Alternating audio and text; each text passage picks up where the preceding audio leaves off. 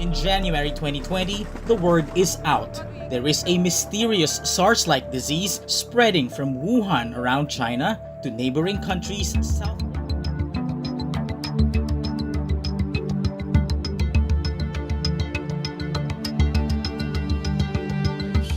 We have therefore made the assessment that COVID-19 can be characterized as a pandemic.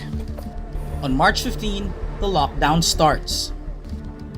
Community quarantine is hereby imposed in the entire of Metro Manila. The COVID-19 pandemic that affected the whole world made a lot of changes in our life. It has been shown to be more common in low-income households, causing these families to be much more concerned about risk to their health and well-being.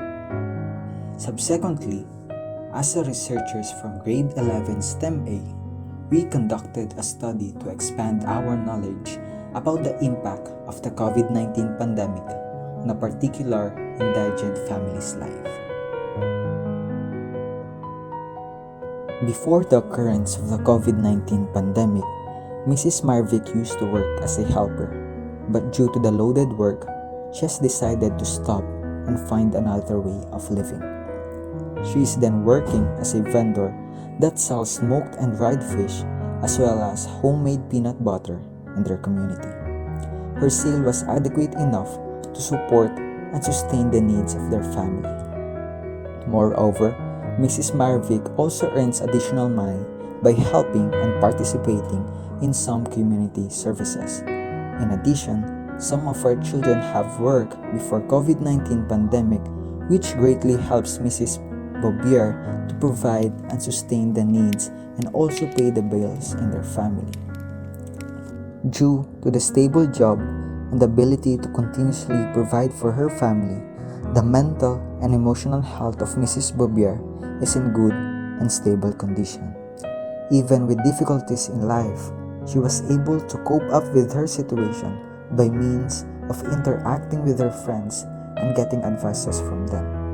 Moreover, Mrs. Marvick used to attend church masses and worship with her family that helps her to build a great and strong spiritual connection to our God and with her family, which then helps her to address her problems in life.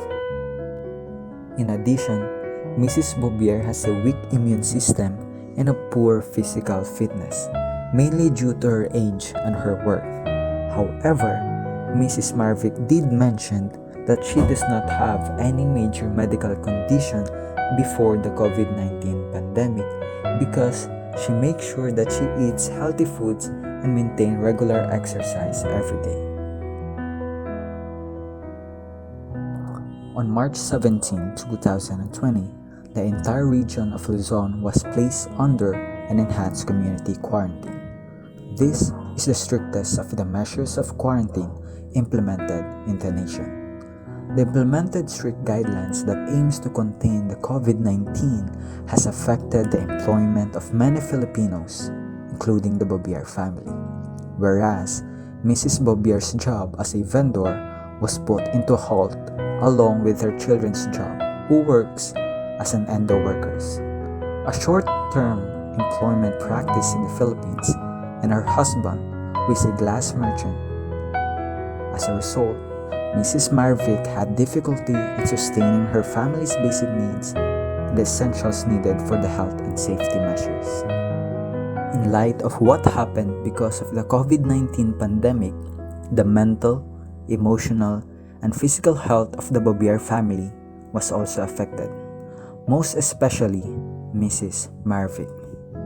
As a mother, she always worries about the jobs of her children and how they will surpass the needs of her family.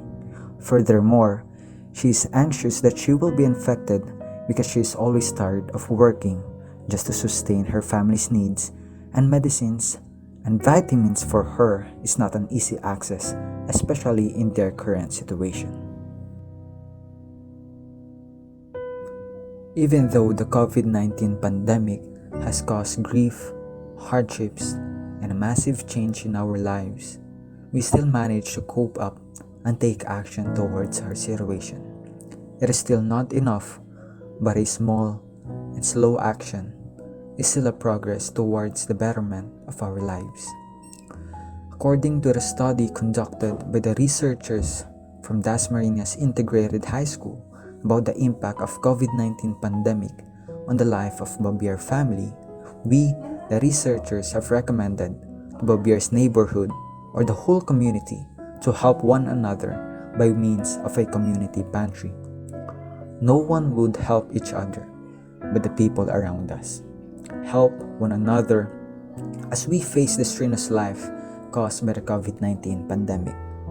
Second, the researchers have recommended to the barangay H2 to be fair in providing help to the people within the community. Although most indigent families are given help by the government agencies, they still need all the help possible. And lastly, the researchers have recommended to the people to be disciplined and follow the protocols implemented by the government.